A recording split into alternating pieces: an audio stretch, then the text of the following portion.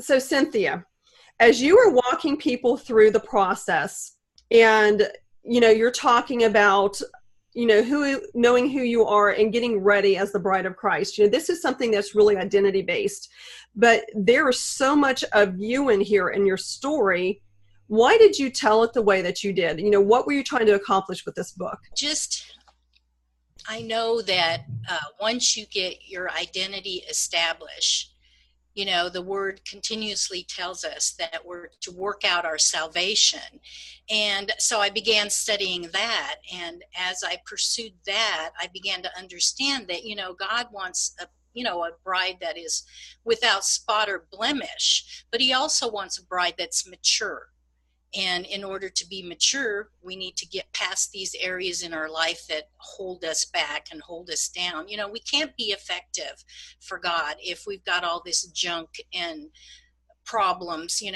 We got to work through it and let him do a work in us so we can do a work for him.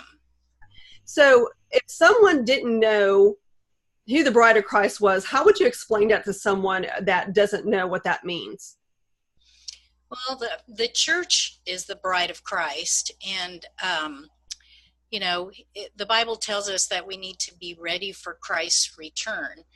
But along with that comes the preparation. If you think in the natural, a bride preparing for her wedding day, there's a lot of things that she needs to do to get ready. There's the picking out of the dress and all that, but that's not what I'm conveying in there, even though in my allegory a little bit is in there about that. But it's just about preparing yourself and getting ready for his return, and going out and being, as I said in there, as a queen getting ready to marry a king, we need to learn what it's like to be a queen, to be an ambassador for him.